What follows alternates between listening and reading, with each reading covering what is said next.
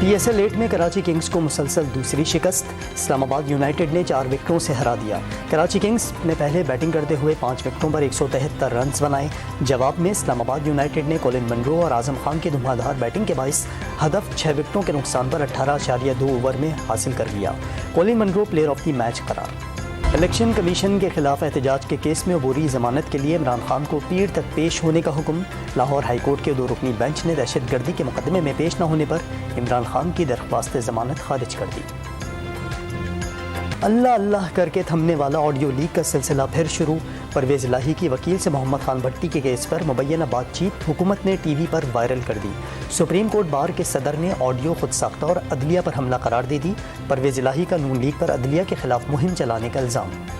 Senate کا اجلاس کل صبح 10:30 بجے ہوگا۔ چیئرمین خزانہ کمیٹی سینیٹر سلیم مانوی والا منی بل سے متعلق رپورٹ ایوان میں پیش کریں گے۔ سلیم مانوی والا فنانس بل پر سفارشات کی منظوری کی تحریک بھی پیش کریں گے۔